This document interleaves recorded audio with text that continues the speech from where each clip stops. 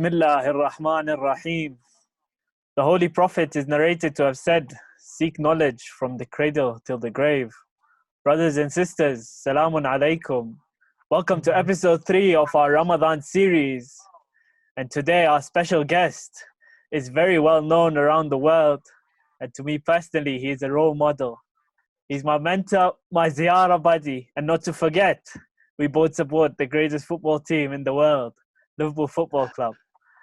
So wherever you are, please let's welcome Sheikh Mohammed Hilli with the loudest of salawat.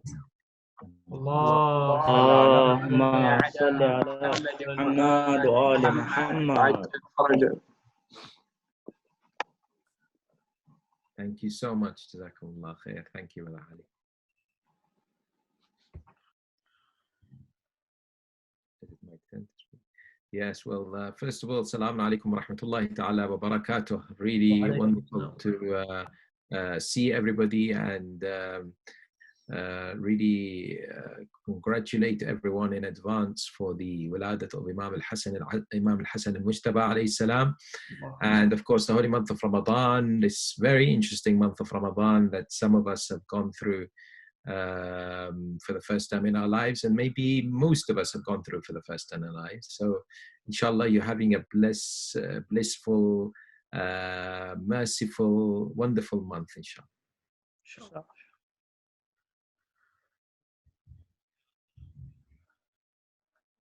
You can start us, Habibi, no problem.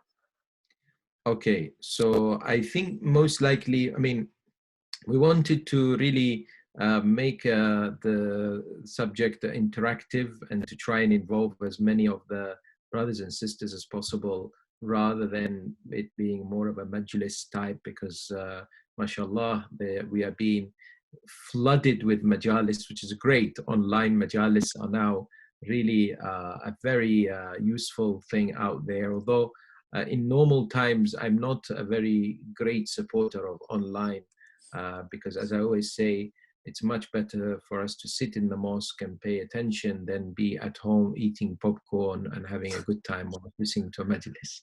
So, you know, I always advocate, you know, people going to the mosque, but of course now we can't in many countries. I saw a statistic that approximately 5 billion human beings now around the world are in isolation. Subhanallah. It's such a powerful message from the Almighty. It's unbelievable. It just really brings us back down to earth, every single one of us. And I'm sure we've all had the chance to think and reflect what this whole crisis means to us. But maybe, you know, when we were discussing what kind of this topic we can maybe engage or have an interactive session, we thought to talk about, you know, the relevance of Islam in our modern day life. How can we somehow develop a relationship with the practices of the religion, given there's so many things that are different? I mean, just imagine now, our lives are so different to the time of the Prophet, the Imams, and even the scholars like Sheikh al-Mufid and Sheikh, for example, Tusi and Majlisi, all these ulama. When you look at, for example, these series that they do, the television programs about how they used to live their lives back in the time, and you look at how we live our lives now, you know, you're sitting there at home, and I'm telling you, you know, even corona without corona, virus without virus, there's so much temptations and the distractions for your time. If you're, for example, bored, you can go and watch Netflix, or can be online 24/7, or, you know, you can be playing games, or, you know, there is a lot that life has completely been turned upside down, maybe in the last 25, 30 years, where now the religion is, you know, our relationship with the religion is a completely new kind of setup in our life. So perhaps people are struggling, perhaps maybe religion is becoming more of a ritualistic thing. I have to pray namaz, I have to come for Muharram. Inshallah, this year Muharram goes ahead. Really, everybody is itching, and I can't imagine that people will do matam and majalis at home. It will be so hard for me to speak to a laptop or a computer or a camera. I want to be in front of people. We want to do really, take part in mourning and Aza Imam Hussein alayhi salam. Inshallah, we'll get the tawfiq to do it. Everything is in his hands. But in any case, you can see how everything imaginable in our lives has changed. So I wanted to discuss maybe the idea that, okay, given all this, has it made it more difficult to practice our faith? And now, are we more in a challenging time? And what are we supposed to do to try and make Islam, the madhab of Ahl al-Bayt, Sharia, something that basically in tune with our daily lives? And the answer to this question is not to have more shows on Netflix that are interesting to watch about Islam. That's not the answer. The answer is, how can we make it, really engaging? How can the youth feel connected to Islam, connected to God, connected to their roots in that sense, in a world where it's so easy to be busy with everything else and just do what is necessary, and just do, whenever pushed. Let me give you an example. About a few weeks before the whole Corona thing started, I had a phone call from somebody from our Shia community here in London. And he said, there is a Shia brother who's passed away.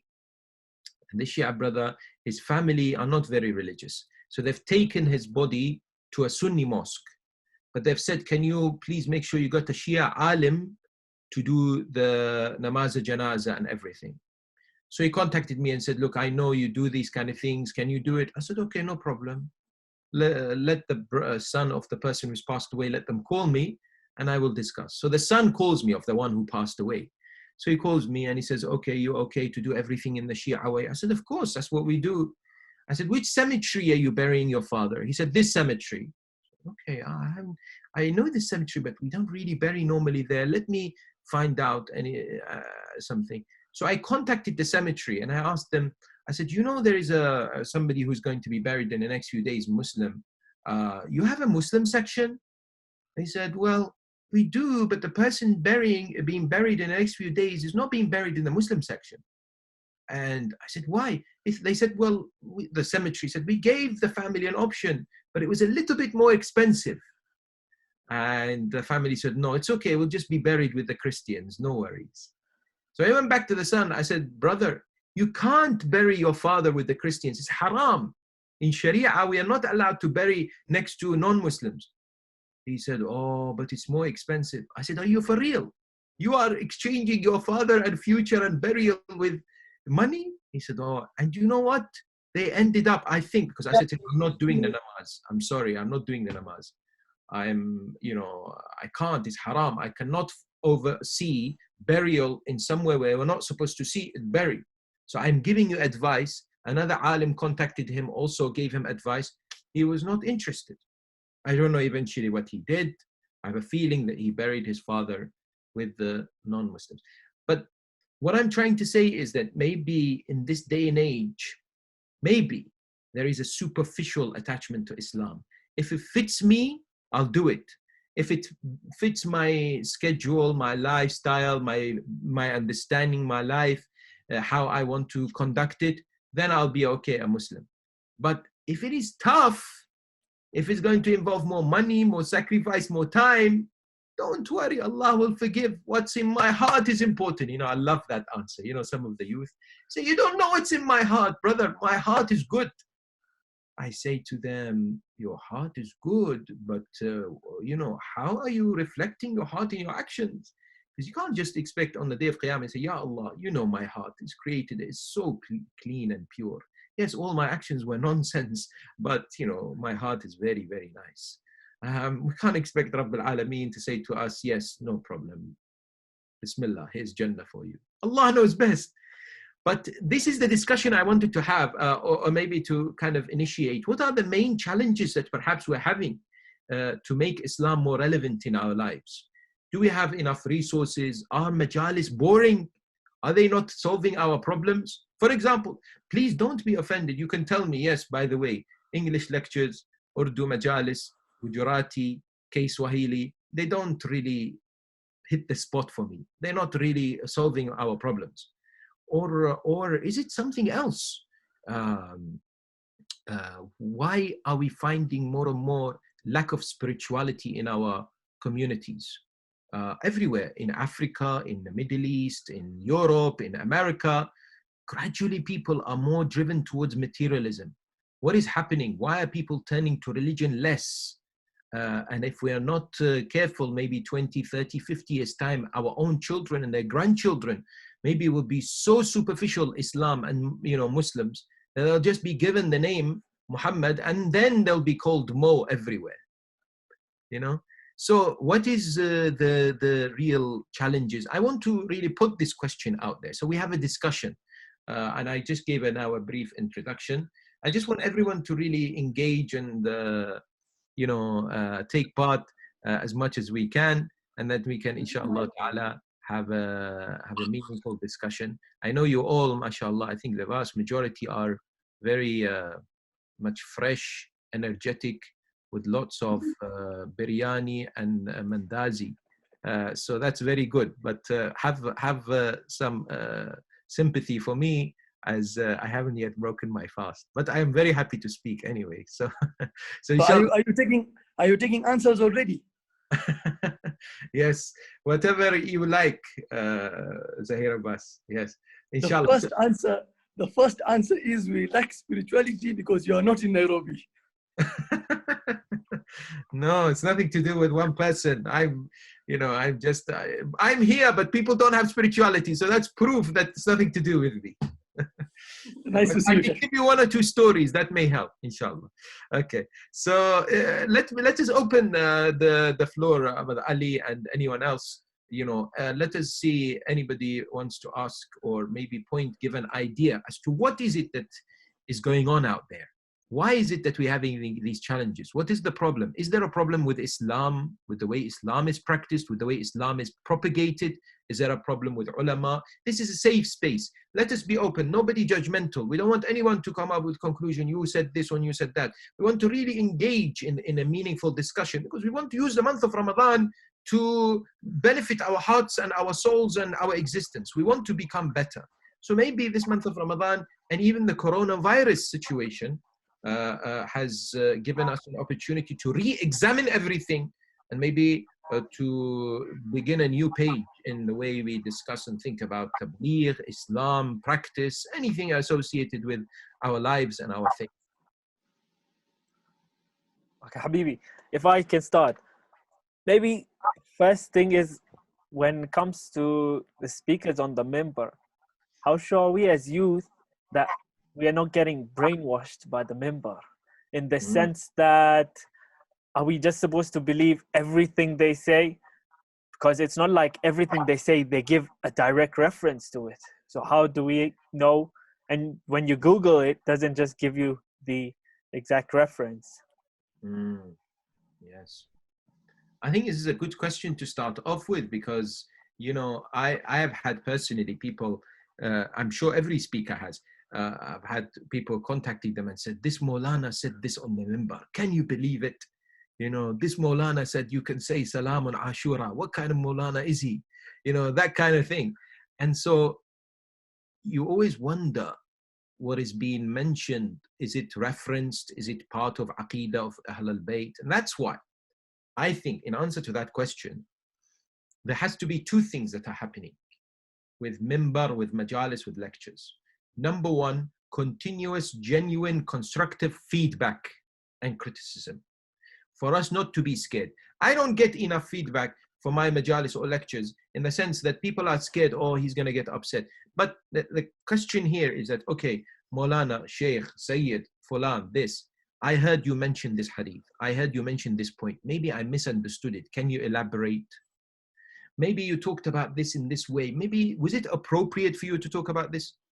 Because some speakers might become self-defensive. Oh, some people may ignore, some may not, but at least we're doing, enjoining the good and forbidding any, God forbid, any evil. That's number one. Number two, learning, my dear brothers and sisters, that we undertake should not be only from minbar and YouTube I should not be a YouTube Maulana or a YouTube person who just sits there, listens majalis, YouTube, or MP3, and that's great. That's fantastic. Or I mean, for example, when inshallah things go back to mosque and I come and listen, these are amazing ways of educating ourselves about Islam. But think about it this way: they're all passive. Honestly, they are. I had the discussion today with my family members that they are passive ways of learning. That means you just sit there and you watch, and you're just listening, right? You're just listening. And learning has to be supported with active research, reading, asking questions, thinking and pondering. Imam al-Kadhim alayhi salam says, pondering will do to your wealth what turning coins to notes does. Now, so, what is the kind of coins that are available in Kenya? The currency? Shillings. Shillings, yes. Yeah. Yeah, the shillings. So what can you do to turn them into notes? How many shillings? 50. 50. Yeah. So normally these notes, the 50 shilling, is much more worthy than the coins that are in your pocket sometimes and you're scattered all around the house.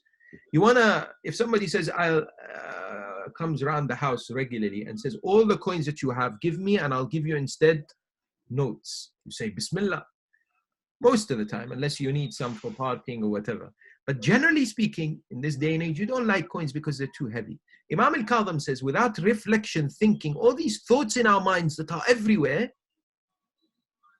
ta'aqqul, tafakkur brings it all together, makes it more worthwhile, more useful.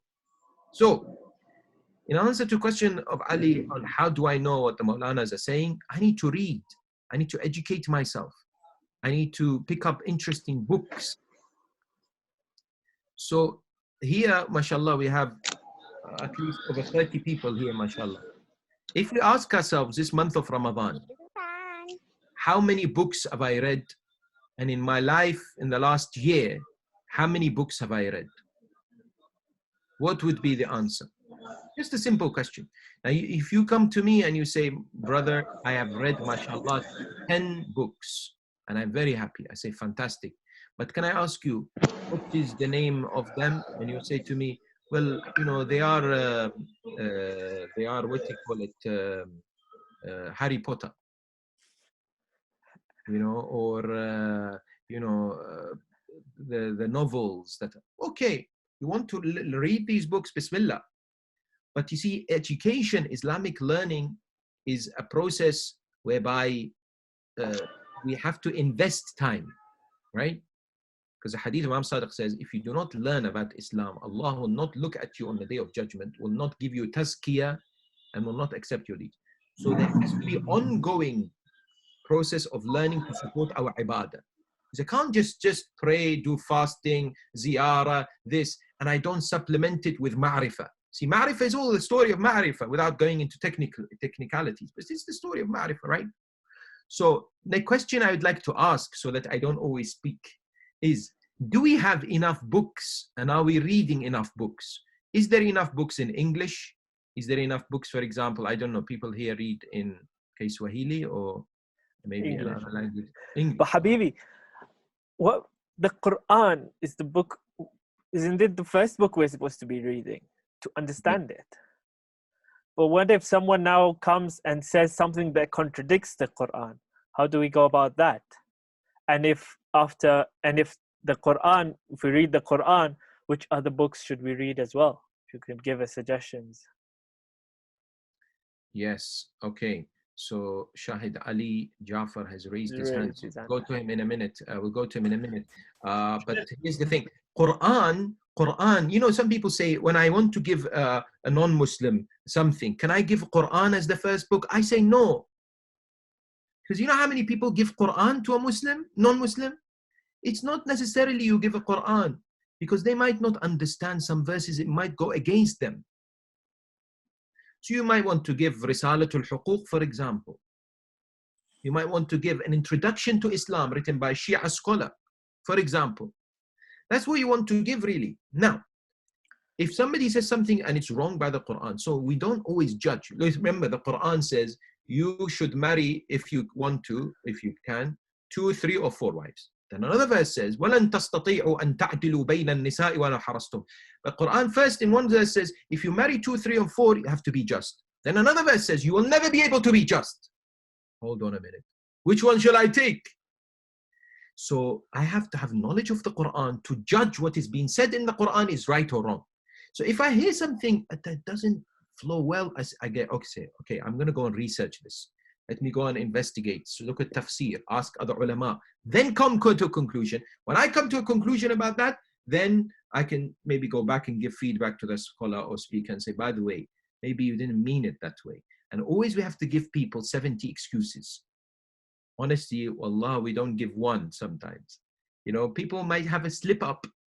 You know, sometimes people might, say something and they don't necessarily mean from the member and so on.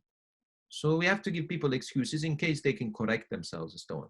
Yes, Shahid Ali, maybe we can go to him. Yes, Sheikh, I had a question. How would you be able to develop a reading culture when, most of us don't read? So how would you develop a reading culture that would make it more interesting? Yes, very good question. I'm going to answer it by very simple terms in today's world. If you go to a doctor and he says to you, Shahid, I want you to lose 20 kilos in 6 months of weight. MashaAllah, you look very fit, but you don't need to. I'm just giving an example. Okay. So if he says to you, and I am a brother, so I can say that to you, don't worry. All right. So if he says to you, do this, what do you do? You say, why? He said, because I'm telling you, if you don't, your life is in danger. You're going to take it seriously. You're going to say, my doctor said, and I trust him, and I have to do it. What makes us do things? When I wake up in the morning, what makes me go to school, college, work? What is that thing called willpower? That thing called willpower is a muscle inside us. It is called irada in Arabic. It means the will to do something. I have to do something, right? If I don't take my medication, if I'm ill, I'm going to get worse. If I don't go and, for example, complete a task, that task is still going to be there. So I have to do it. So how am I going to make myself like to read and develop a culture of reading? Well, first of all, I have to identify areas that I need to strengthen in my life. Islamic knowledge, for example. Is it that I'm lacking with spirituality? Is it my aqidah? Is it my fiqh? Is it history? These kind of areas I have to ask myself, do I have questions that are unanswered? Because I tell you, all of us will be able to read about Imam Ali till day of Qiyamah. But if it's a dimension about Imam Ali that's going to help my life, and every dimension will, that I feel weak, that's great. Now you might say to me, even then, I know what I need, but I feel lazy. I'm always, putting it off. My phone is always ringing with messages and possible, temptations to try and watch and this. And I don't have the desire to do it. Well, sometimes we have to create an environment. It's called, positive reinforcement, which is what? Which is that maybe I do a club, a book reading club. I have a few friends. I gather around friends for, coffee, whatever, back, when the time, about many, many years ago when we last went out for coffee at a restaurant, it feels like. We just create an environment where we all choose a book, and every week we gather, 1 hour, half an hour, we read a few pages and we discuss. This is what happens in Hawza, by the way, mubahatha. Mubahatha means we have lessons. After lessons, we sit as students and we say, this is what we learned. This is one of the best ways to cement learning. Best ways. Simple, but very effective. To organize book clubs, book reviews online. Now you have Zoom. You don't have to wait when the corona ends. You have Zoom. A few friends you get on very well that have the same objective, are driven. Driven means that I care about my akhirah. I care about my future. I'm not going to leave my life until I'm 60, 70. Then I'm going to learn about Islam. And learning about Islam is not only listening to majalis. So once I am concluding with that, then I say, okay, I'll ask this Maulana, I'll ask this Sheikh, I'll ask this, what you can give me a list of recommendation of books, because I want to improve in my tafsir. I want to understand the Quran a bit better. I want to understand the seerah. My aqidah is not very strong. I want tawheed. And you then develop a nice rhythm and the ways that you progress, inshallah. That's just one tip that you can use. There was somebody else, Ali, who had his hands up. Yeah, I think his mic is on mute. Yeah. Arif, I think, Arif. Sheikh, salam alaikum. Alaikum salam wa rahmatullah. Sheikh, I have a question, but it's like two-parter. So the first part is, why do people recite Dua Komel on Thursday nights specifically? And the second part is there a purpose why it is named Dua Komel? Is it named after someone, or is there like an explanation behind it? Yes. First of all, there is a companion of Imam Ali alayhi salam by the name of Kumail ibn Ziyad al-Nakha'i. Kumail ibn Ziyad originally is from Yemen, and he was a very knowledgeable, devout companion of Imam Ali alayhi salam. And what happened was, the story of this dua is that Imam Ali alayhi salam was in Basra, you know, Basra, Iraq, modern day Iraq. And he was gathering with his companions, and it was the eve of 15th of Sha'ban. And he said to them, do you know what tomorrow is? They said, no. He said to them, tomorrow is 15th of Sha'ban, and tonight is one of the greatest nights of the year, of ibadah, of worship, of remembrance of God. And there is a dua that Khidr, you know, Prophet Khidr taught me, Imam Ali is saying, taught me, that should be recited on a night like this. So everyone said, oh, mashallah, mashallah, or something like that. I don't know. The hadith doesn't say mashallah, but they just stood there and just said, okay. And then that's it. You know, sometimes when you're next to an alim throws in a line that you haven't got a clue what it is, but you feel embarrassed to ask, because you think, if I ask, people will think, don't you understand? So all these Sahaba, they said, okay. Imam went back to his house or tent, whatever he's staying.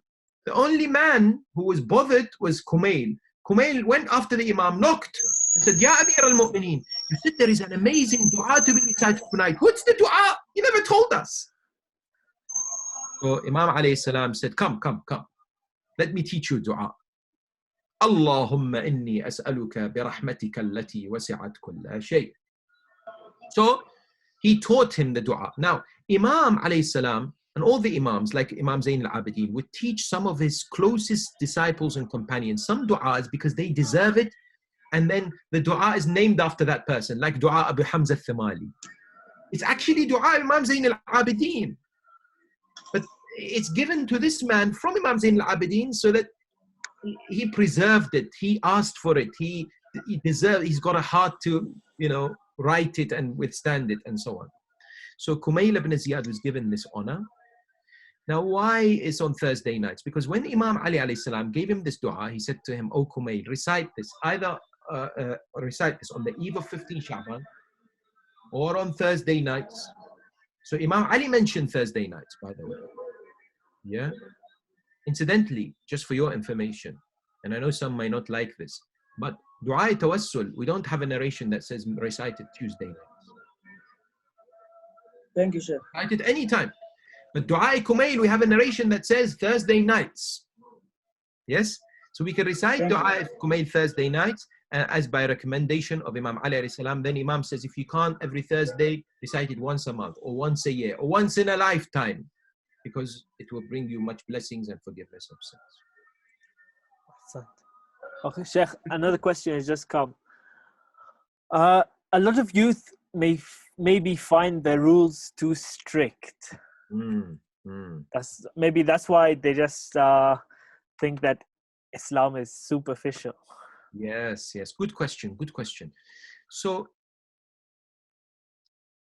where do we start with this? It's a fascinating area. I remember, Ali and some of the mu'mineen here, Zahir Abbas and others, I remember meeting them who have come with us ziyarah and perhaps have gone. And even when you have fiqh lessons and discussions, sometimes you come across certain rulings and you think, oh my God, can't be like this. Although I have to start here and I have to come down and I have to take ring and it has to be, the hands has to be this way. Why I can't do this way?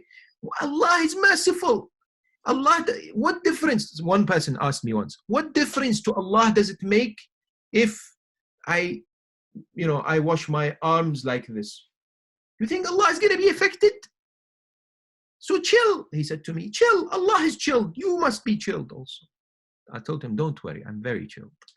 It's not about being chilled, my brother. So the answer to this question is, who makes the rules? Who defines what Sharia is? Who stipulates what is halal and what is haram? Is it us as people? Is it ulama? No, it's not even the Prophet. It's not even the Imams. It is Allah subhanahu wa ta'ala. It's His rules for us. Number one. Number two, what is the point? Why do we have rules? What's the point? It is there to have a structured way of life and practice so that we can reach somewhere. For example, if there's no rules, somebody must say, I don't like these rules of traffic light. I don't like it, too strict. What's this? Or, in the airport, when we go, they make us, the checks. You can't take 100 mil. You do this. You have to go through scanner. You have to check your bag. I don't like this, too strict. I'm not traveling by airplane. Okay, don't travel. You're not going to get to where you want to get. It's your loss. Yes? So for rules are there to make us reach somewhere. And I'm not going to say that it's there for us to get to Jannah, because that's definite. It's there for us to live a good, dignified dunya life. Now. Because people don't understand. They think, oh, khums, ya Allah, I'm going to call Maulana. Either maybe I'll start with Sheikh Noor because he'll give me a loophole. If not, I'll call Sheikh Hilli. They're one of them, they'll give me a loophole in khums. Okay? I'll call one of them and they will tell me loophole. I don't want to give. This khums is too hard. Maulana, I'm a student. I have this, life, corona. So, this khums that we are giving, this Salatul Fajr that we are performing that is hard, this not having girlfriend and boyfriend that we are in temptation at universities and colleges, this not listening to music that is haram, or this, the youth rightfully complain. Right, it's right for them to say, yeah, I'm finding it very hard to say no. Everyone around me is doing, and I want to enjoy. I want to, really have a good time. Allah is saying, you must trust me, and I am giving you what is good for you in this world and good in akhirah. But here is the real answer. You can't have your cake and eat it. You've heard this? That means you can't say, you know what, I want a very easy life with no restrictions, but I want Jannah. Don't tell me I want Jannah, I want everything. You can't. If now you say to me, I want to become a doctor or I want to be successful in life, but I'm not going to study. I'm not going to do exams. I'm not going to go to university or college. I'm just going to sit at home and play Fortnite. I'm going to sit at home and play all the games and PlayStation. That's it. Because life is too hard. I say you're not going to get anywhere. Similarly, Allah subhanahu wa ta'ala says to us, you think Sharia is too hard? Up to you, but you're not going to get anywhere. You want to achieve something in life? You want to get to Jannah, but also a dignified, honorable existence as a believer? Then these are there. Now, the second answer to this question, it is not hard. You say to me, it is hard. I say to you, that's a defeatist mentality. Because Quran and Allah is the truth. Allah is the absolute truth. Do you know what He says? He says, لا يكلف الله نفسا إلا وسعها. Allah does not burden anyone more than what they can withstand. Which means every aspect of Sharia, every element of Islamic law, every aspect of our teachings is not difficult in the sense that it's not unbearable.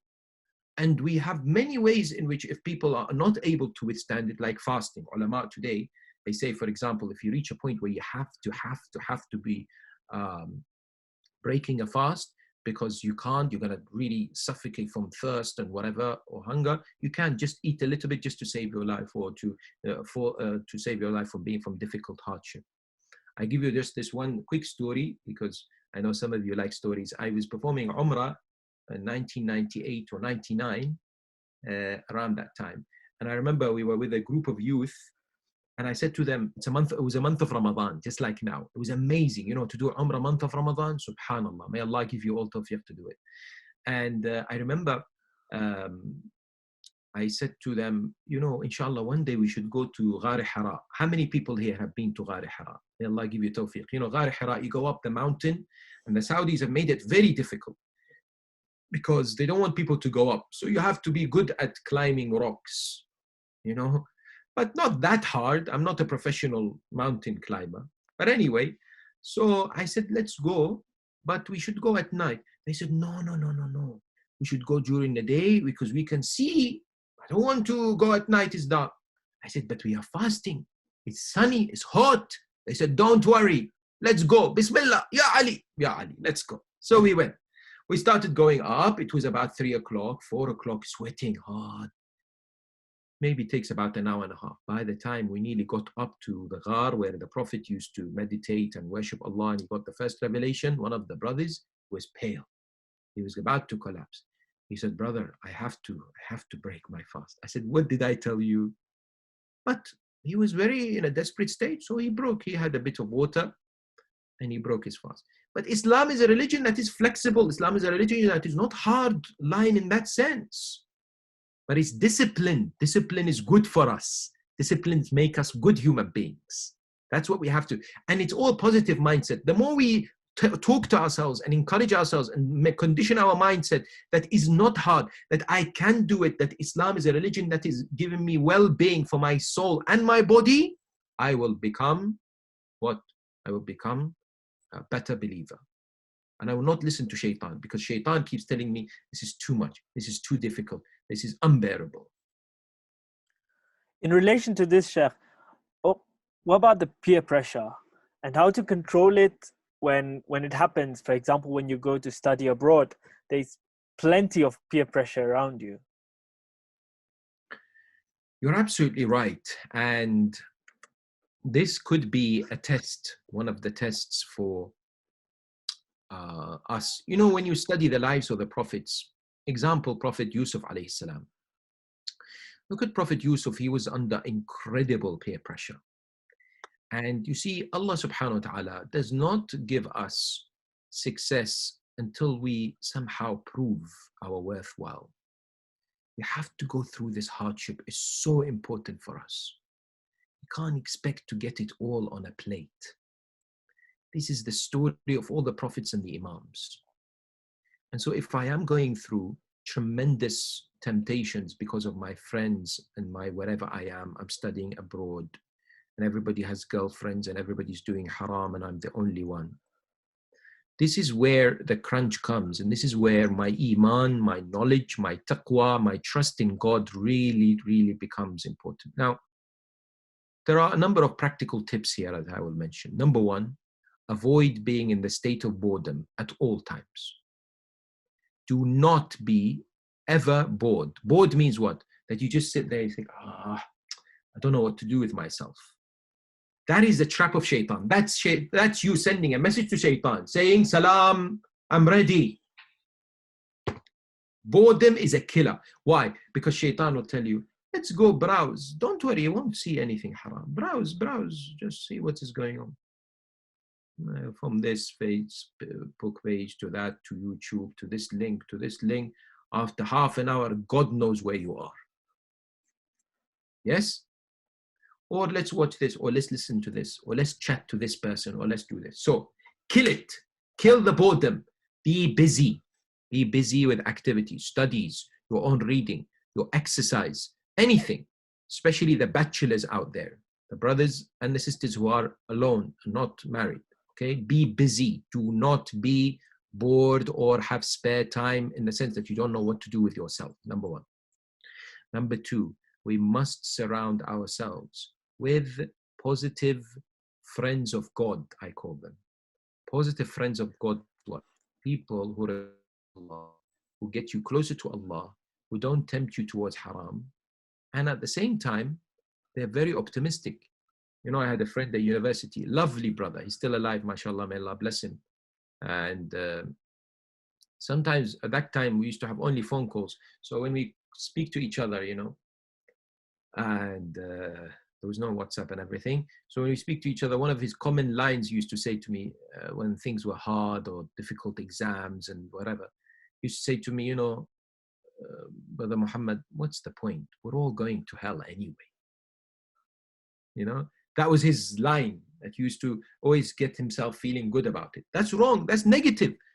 Why would you think you're going to hell anyway? Why? Rahmati wasa'at kulla shay. Allah is arhamar rahimin. Inna Allah yaghfiru dhunuba jami'a. Allah forgives all sins. So why should I despair? Despair is the second gravest, biggest sin that I could commit. So I have to be with positive people that remind me of God, don't remind me of shaitan. Unfortunately, peer pressure is because we have associated ourselves with the wrong crowd. Sometimes associated ourselves with people that want to take away from our identity, Muslim identity. Now you might say to me, I don't have good friends. These are the type of people I have. Well, then you have to be ready for a battle.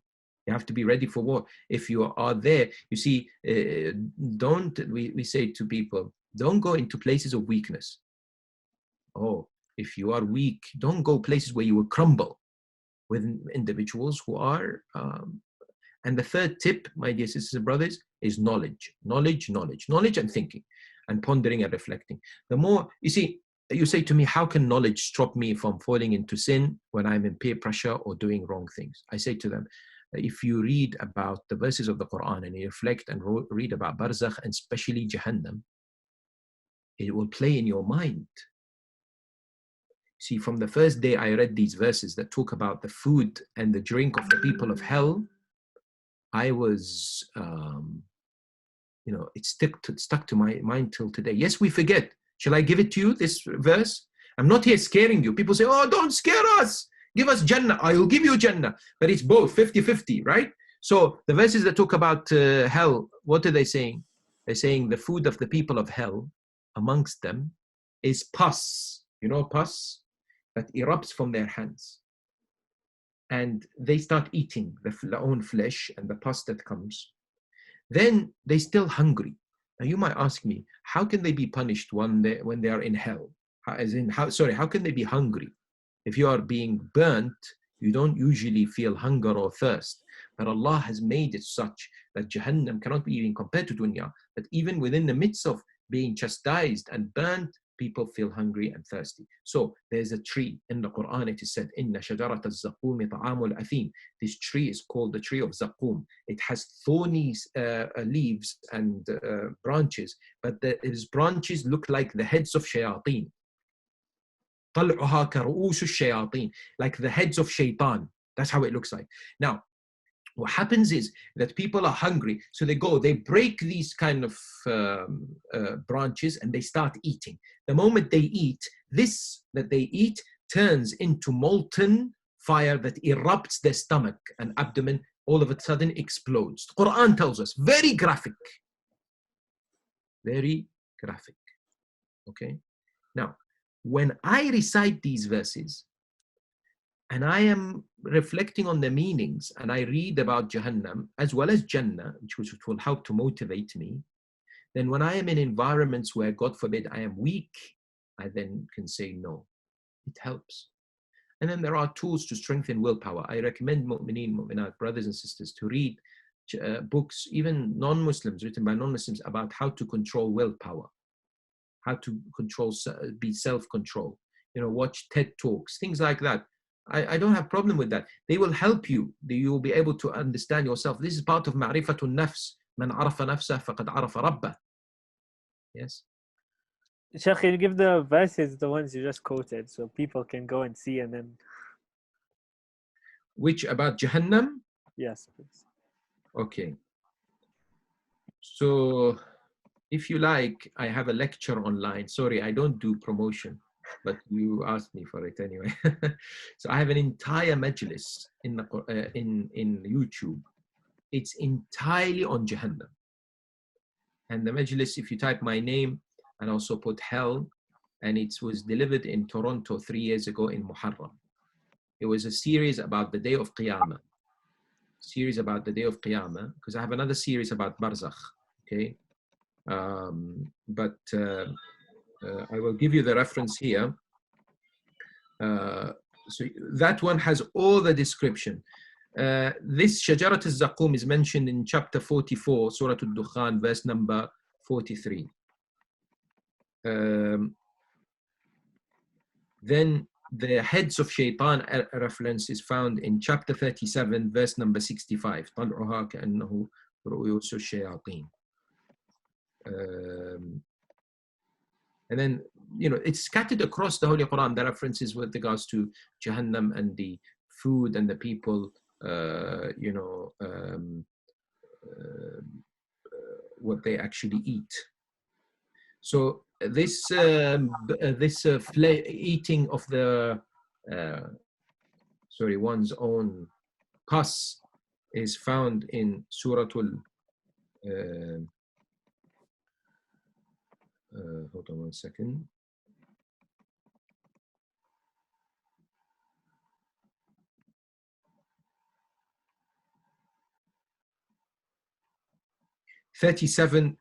Chapter 37, verse 67. Or chapter 38, verse 57. It's called Hamim wa Ghassaq. Hamim wa Ghassaq. Those are the references to, you know, to that kind of. Anyway, you can listen to that lecture perhaps, and you know, get to grips with that. But remember, shaitan is always working to try and make us away from that kind of remembrance. So we're in a continuous battle, hence the importance of Salah. Thank you. On that same note, I have a question to ask. I was listening to a lecture in the past few days, and I just heard that, like, in his first 13 years of propagation, he was like propagating the message of akhlaq and how to act, rather than immediately telling people about the rules. And you can correct me if I'm wrong. Yes. Yeah. So, do you feel that in this day and age, Islam is sort of sold in the wrong way, or it's given the impression of first the rules, then the akhlaq? Or what's your viewpoint or opinion on it? Fantastic question. Really nice. I mean, it makes you think. Yes, definitely. Well, before I answer that question, yes, let's look at the life of the Prophet. And you're right, the first 13 years whilst he was in Mecca, there's a reason why he was doing the focus mostly not only on akhlaq, it was aqidah really. But his akhlaq, from day one of his birth, he was a great teacher of akhlaq, because he was Sadiq al-Amin, the trustworthy, truthful one, wasn't he? So yes, I would argue that akhlaq and above all aqidah was predominant in Mecca. In Medina, ahkam was very much predominant, which is the rulings, jurisprudence. But there is a clear reason for that. And that is the Prophet was living amongst the Meccans who were not Muslims necessarily. He was inviting them to Islam. You've heard of the story of Imam Sadiq. He narrates that, you know, this man who became a Muslim, and, his friend said to him, let's go to mosque and pray Fajr. And then he went and took him to pray Fajr. Then he said to him, whilst we're here, let's just stay until sunrise. So he said, okay. And he said, you know, it's recommended between sunrise to, you know, recite Quran. So he said, okay. So he said, you know, might as well stay till Asr. And he said, between Asr and Maghrib is a very special time. So, and then Maghrib, between Maghrib and Isha. You've heard the story? And then eventually, by the end of the Isha, he took him home. Next day in the Fajr, he came, knocked on the house of this new Muslim, said to him, come, let's go to mosque. He said, look, go away. I don't want your religion. This is too hard religion for me. Yes, because the Prophet would not come to the non-Muslims, the mushrikeen, and say, by the way, you have to do this, long list. First, he has to attract them towards Islam, about the aqidah and the beliefs. And he didn't have a state. He didn't have a Muslim state to be able to establish these rules as much. By the way, Salah was still wajib. Some aspects, it was, according to many riwayat, it was established in the Mi'raj journey, wasn't it? When the Prophet of Islam went on the heavenly journey. Now, but bringing it today is a very interesting point you make.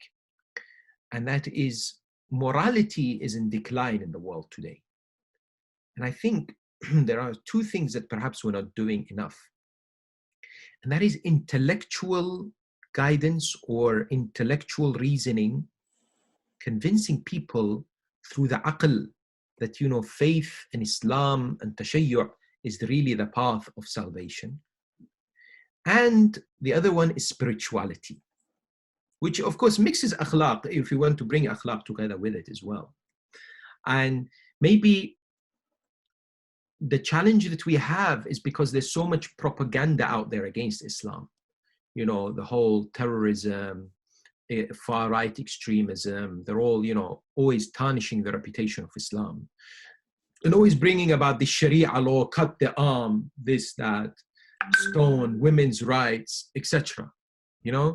So unfortunately, that is what we are finding to be the case. And we are in a massive challenge and struggle out there. Now, what we have to realize is that for us as Muslims, we have to be smart in the propagation. As according to the Quran, Allah says, "Id'u ila sabili rabbika bil hikmati wal maw'izati al hasana." Guide towards the path of your Lord with hikmah, with wisdom and good counsel. So I remember one of the Maulana said a fantastic line once. He said, if you speak to a non-Muslim and he say to them, "We mourn the 10th of Muharram." I say to you, "Why?" You say, "Because Hussein." They say, "What's wrong with Hussein?" He said, "Hussein was killed by Yazid." "What's wrong with Yazid?" "Well, Yazid was a drunkard who was a womanizer." Person says, that includes me, I think. Isn't it? So we have to know what we say to people. We have to know how we address the youth. Yes? The youth must be addressed with love, with understanding, with the compassion nature of Islam. I think it's very, very important. Now, you see, there is a concept known as tahbibuddin. In Arabic, I mention it deliberately. Tahbibuddin means that we have to make faith something beloved to the people. They love doing it.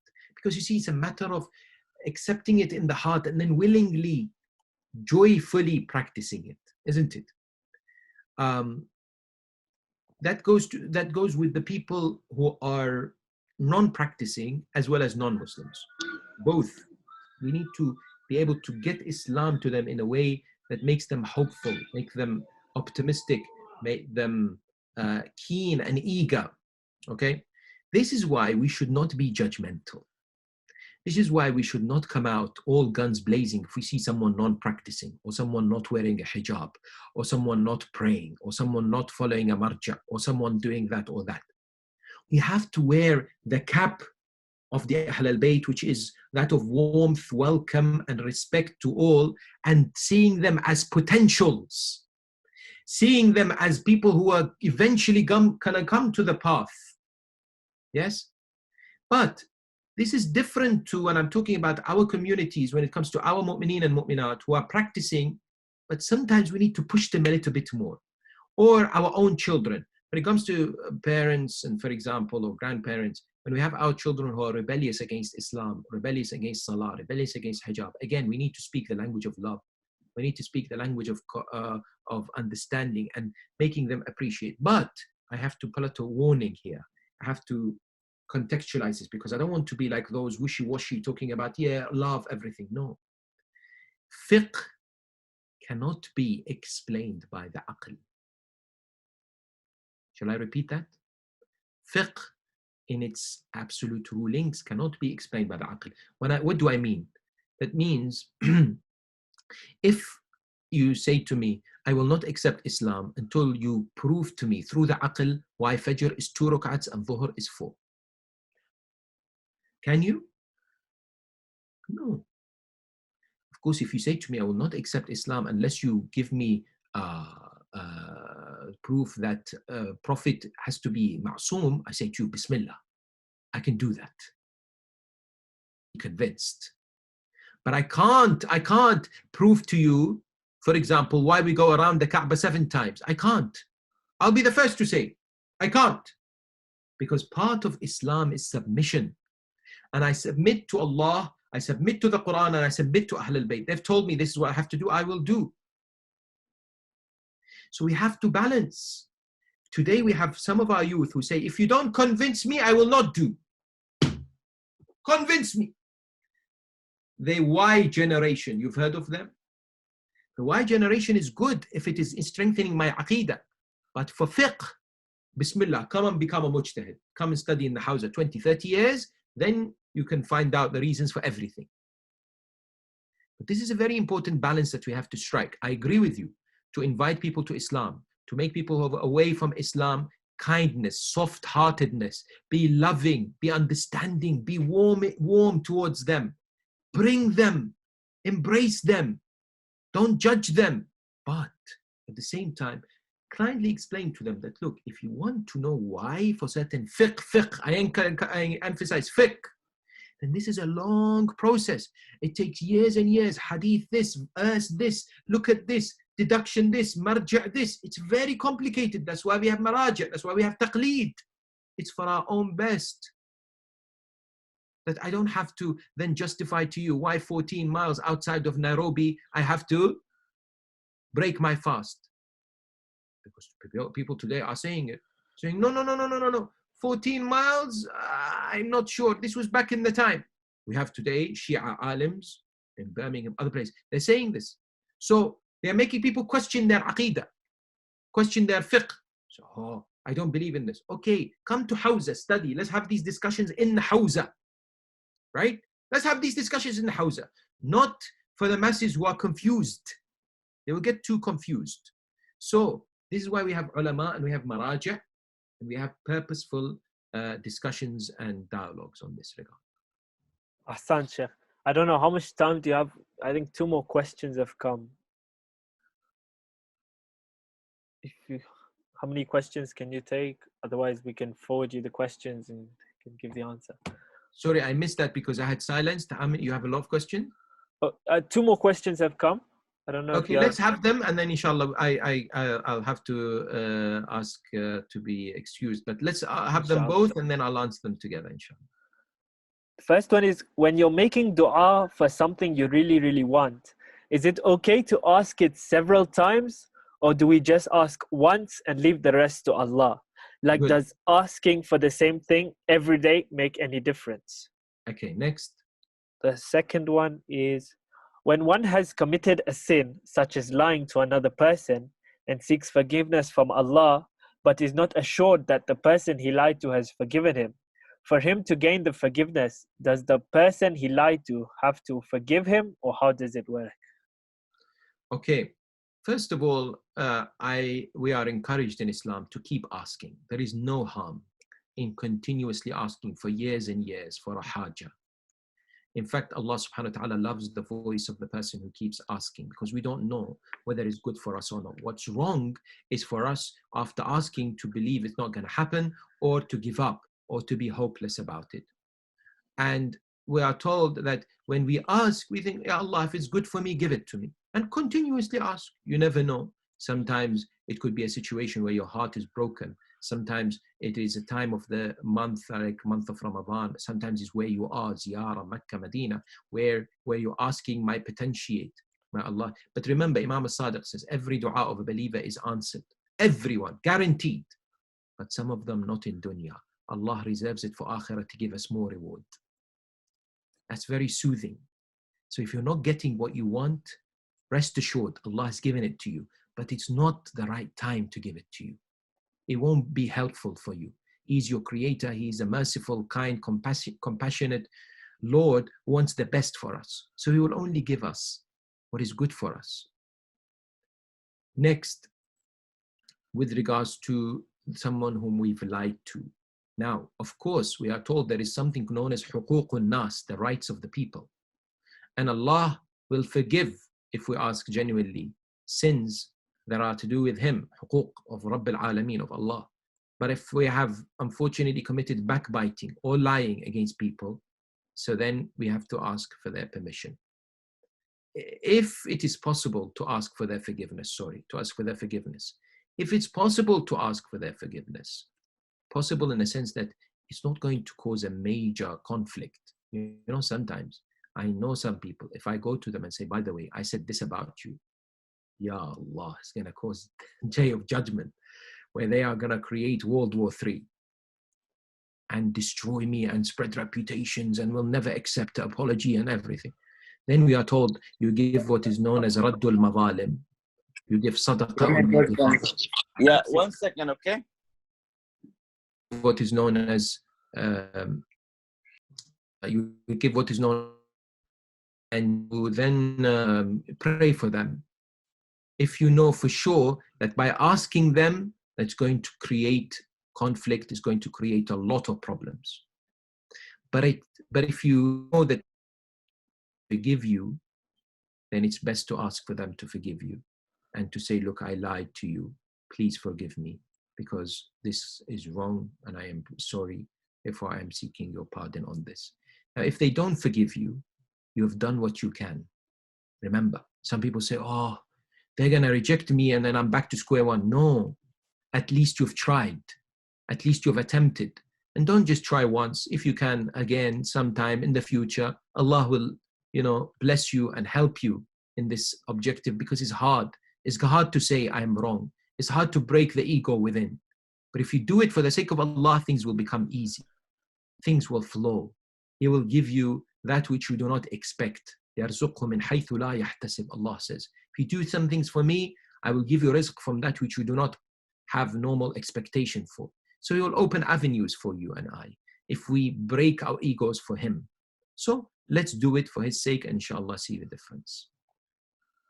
Ahsant. Shukran, Sheikh. Just before you go, there's just been a request to recite a Surah Fatiha for Al-Hajj Ijaz Ahmed Khan, who just passed away today. And if you could recite a dua as well. Let's recite first of all Surah Al-Mubarakut Al-Fatiha for the marhum who's passed away today and all the marhumin. Bismillah.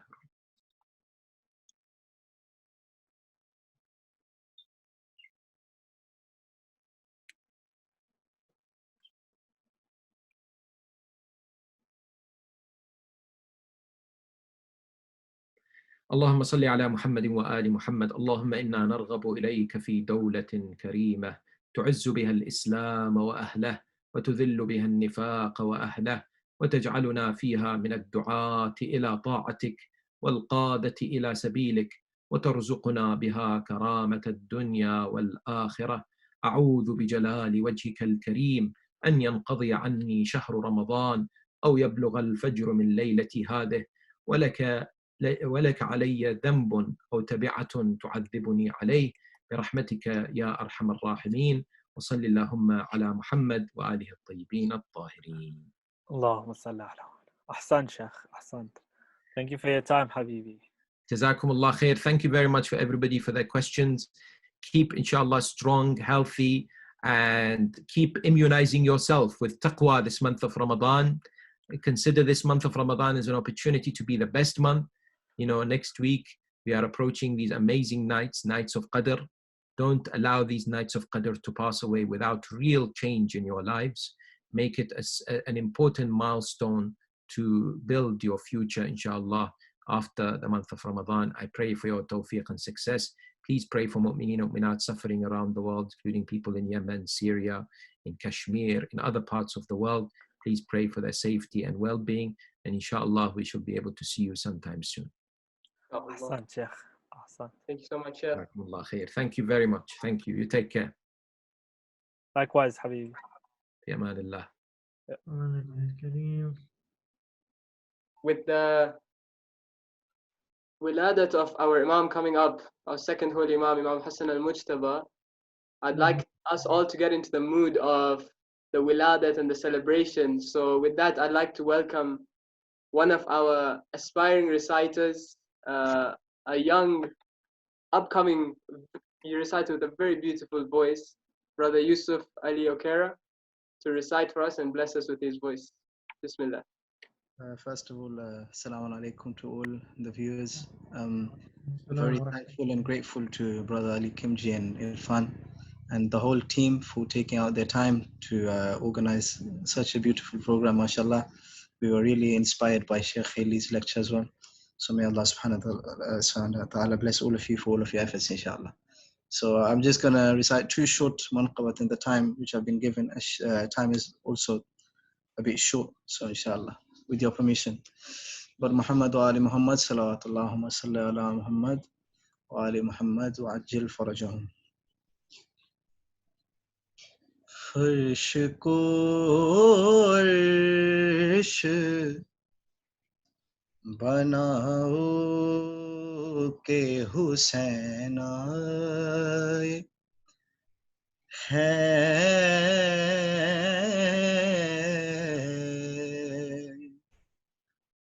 فرش کو عرش بناؤ کہ حسین آئے ہے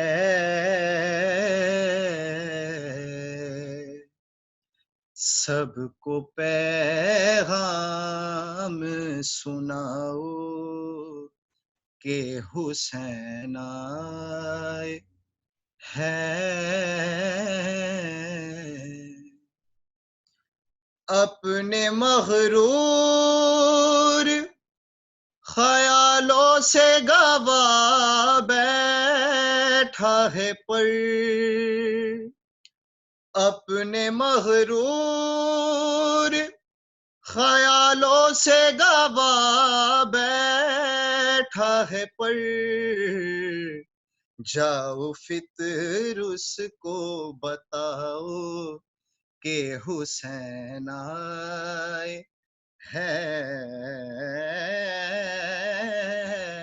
جاؤ فطر اس کو بتاؤ کہ حسین آئے ہے بر محمد و آل محمد صلی اللہ اللہم صلی علی محمد و آل محمد حسین بانٹ رہے ہیں نجات لے جاؤ حسین بانٹ رہے ہیں نجات لے جاؤ کچھ آنسوؤں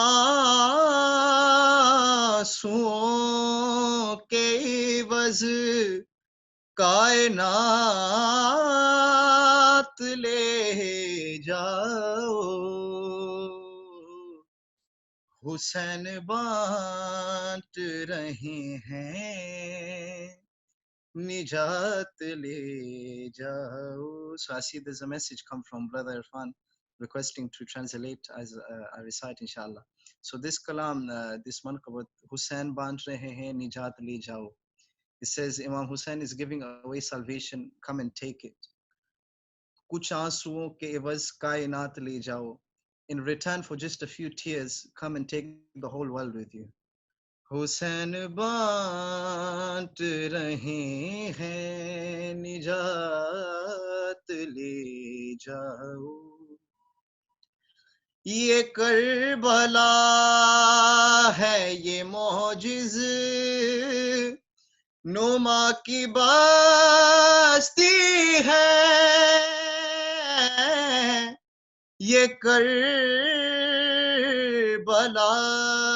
ہے یہ معجز نما کی بستی ہے کفن میں اس کے لپیٹو حیات لے جاؤ کفن میں اس کے لپیٹو حیات لے جاؤ کہیں گے ماتمی حلقوں سے لوگ محشر میں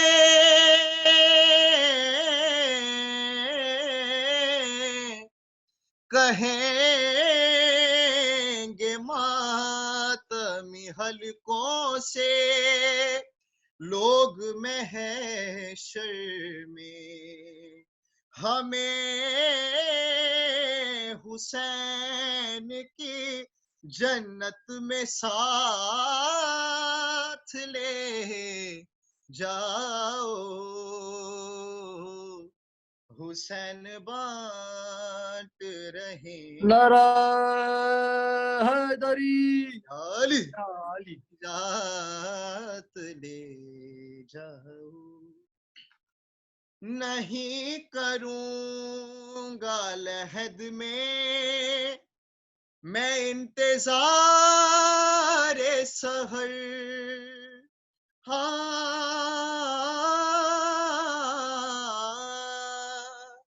نہیں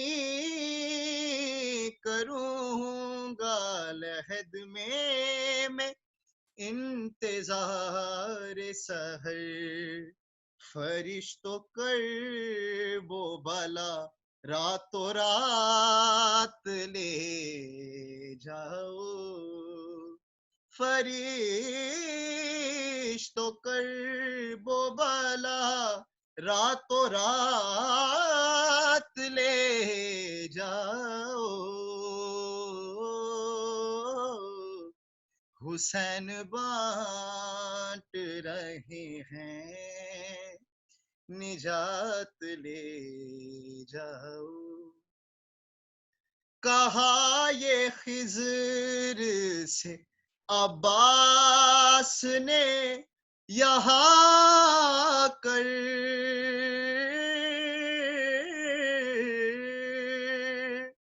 کہا یہ خضر سے عباس نے یہاں کر، ہماری مشق سے آب حیات لے جاؤ، ہماری مشق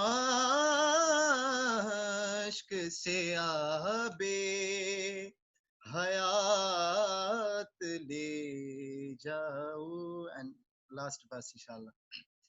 کہے گی فاطمہ وقت ظہور مہدی سے، کہے